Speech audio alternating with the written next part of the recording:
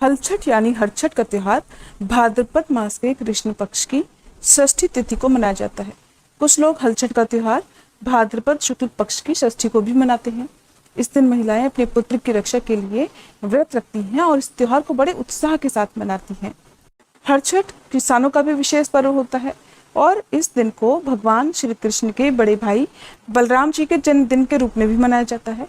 बलराम जी भगवान श्री कृष्ण के बड़े भाई थे और जिनका प्रिय शस्त्र हल था, इसलिए इन्हें हलधर भी कहा जाता है और इसीलिए इसे किसानों का त्योहार भी कहते हैं। इस दिन हल की और बैल की पूजा की जाती है। हल और बैलों से काम नहीं लिया जाता। हलछठ का व्रत बहुत ही नियमों के साथ रखा जाता है।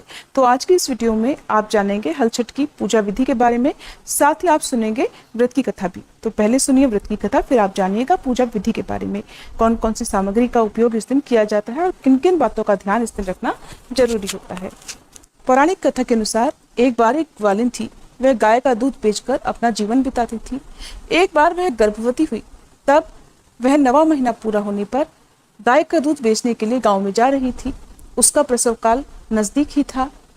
जब वह रास्ते में जा रही थी तभी उस रास्ते में ही प्रसव पीड़ा शुरू हो गई। एक ओर तो वह प्रसव पीड़ा से बहुत बेचैन थी, व्याकुल थी, और दूसरी ओर उसका मन दूध बेचने में लगा हुआ था। उसने सोचा कि अगर उसे प्रसव हो गया तो गाय का दूध और दही तो यूं ही पड़ा रह जाएगा। ये सोचकर उसने दूध दही के घड़े सिर पर रखे और बेचने के लिए चल दी। किंतु कुछ ही दूर पहुंचने पर उसे असहनीय प्रसव पीड़ा हो गई। वह एक झरबेरी की ओट में चली गई और वहां उसने एक बच्चे को जन्म दिया। वह बच्चे को वहीं छोड़कर पास के गांवों में दूध दही बेचने चली गई। संयोग से उस दिन हल षष्ठी थी। गाय भैंस के मिश्रित दूध को केवल भैंस का दूध बताकर उसने सीधे साधे गांव वालों में दूध बेच दिया। उधर जिस झरबेरी के नीचे उसने बच्चे को छोड़ा था, उसके पास ही खेत में एक किसान हल जोत रहा था। अचानक हल जोतते जोतते उसके बैल भड़क उठे और हल का फल नवजात शिशु के शरीर में घुसने से वह बालक तुरंत ही मर गया। इस घटना से किसान बहुत दुखी हुआ। फिर भी उसने हिम्मत और धैर्य से काम लिया। उसने झरबेरी के कांटों से ही बच्चे के चिरे हुए पेट में टांके लगाए और उसे वहीं छोड़कर चला गया। उधर कुछ ही देर बाद ग्वालिन सारा दूध दही बेचकर वहां आ पहुंची।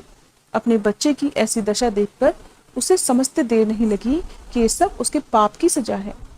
वह सोचने लगी कि अगर मैंने झूठ बोलकर गाय का दूध न बेचा होता और गांव की स्त्रियों का धर्म भ्रष्ट न किया होता तो आज मेरे बच्चे की ये दशा न होती। इसलिए मुझे लौटकर सब बातें गांव वालों को सच बताकर प्रायश्चित करना चाहिए। ऐसा निश्चय कर वह ग्वालिन वापस उसी गांव में जा पहुंची जहां उसने झूठ बोलकर दूध दही बेचा था।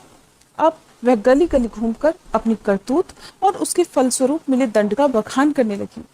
तब स्त्रियों ने अपने धर्म की रक्षा और उस पर रहम खाकर उसे क्षमा कर दिया और आशीर्वाद दिया। बहुत सी स्त्रियों का आशीर्वाद लेकर जब ग्वालिन वापस झरबेरी के नीचे पहुंची तो ये देखकर आश्चर्यचकित रह गई कि उसका नवजात शिशु जीवित था। तब उसने स्वार्थ के लिए झूठ बोलने को ब्रह्म हत्या के समान समझा और कभी झूठ न बोलने का प्रण लिया। तब से ही पुत्र की लंबी उम्र के लिए छठ माता का व्रत और पूजा की जाती है। कहा जाता है कि जब बच्चा पैदा होता है तब से लेकर 6 महीने तक छठी माता बच्चे की देखभाल करती हैं, उसे हंसाती हैं और उसका पूरा ध्यान रखती हैं। इसलिए बच्चे के जन्म के 6 दिन बाद छठी की पूजा भी की जाती है और छठ माता को बच्चों की रक्षा करने वाली माता भी कहा गया है। इस व्रत का पालन करने वाली महिलाएं इस दिन हल से जुटी हुई सामग्री अर्थात अनाज नहीं खा सकती, ना ही गाय का दूध या घी या फिर गोबर आदि का इस्तेमाल कर सकती हैं। आज के दिन उन्हें केवल वृक्ष पर लगे हुए खाद्य पदार्थ खाने की अनुमति होती है। पूजन सामग्री की आवश्यकता होती है जिसमें भैंस का दूध, घी, दही और गोबर, महुए का फल जिसे खाकर व्रत खोला जाता है, फूल और पत्ते, ज्वार की धानी, ऐपन, छोटे से मिट्टी के कुल्हड़, देवली छेवली जो कि बांस और महुए के पत्ते से बनाई जाती है। व्रत रखने वाली महिलाओं को प्रातःकाल जल्दी उठकर स्नान आदि से निवृत्त होने के साथ ही महुए से दांत साफ करने चाहिए। इस दिन अन्य किसी दातुन का या टूथपेस्ट आदि का प्रयोग नहीं करना चाहिए। इस दिन बिना हल से जुते हुए खाद्य पदार्थ खाए जाते हैं। पसई धान के चावल यानी लाल चावल, भैंस के दूध का उपयोग भोजन में किया जाता है। भोजन पूजा करने के बाद शाम को किया जाता है। यह व्रत पुत्रवती स्त्रियां ही करती हैं। इस व्रत की पूजा के लिए भैंस के गोबर से पूजा घर में घर की दीवार पर हर छठ माता का चित्र बनाया जाता है। ऐपन तैयार किया जाता है, उससे चित्र का श्रृंगार किया जाता है। ऐपन बनाने के लिए पूजा के चावल को पानी में कुछ घंटे के लिए भिगोकर रखा जाता है। फिर उसे सिलबट्टे पर पीसकर उसमें हल्दी मिलाई जाती है। एक पतला लेप की तरह घोल तैयार करते हैं, उसे ऐपन कहते हैं। इस चित्र में हल, सप्तऋषि, पशु, किसान और अपनी अपनी परंपरा या मान्यताओं के अनुसार कई चित्र बनाए जाते हैं। कई परिवार केवल हाथों के छापे बनाकर उनकी पूजा करते हैं। हाथों में ऐपन लगाकर उसके छापे दीवार पर बनाकर उनकी पूजा की जाती है। पूजा के लिए एक चौकी पर कलश सजाया जाता है। गणेश जी और गौरा माता को स्थापित किया जाता है। साथ ही मिट्टी के करवे में यानी कुल्हड़ में ज्वार की धानी और महुए का फल भरा जाता है। एक मटकी में देवली छेवली को रखा जाता है।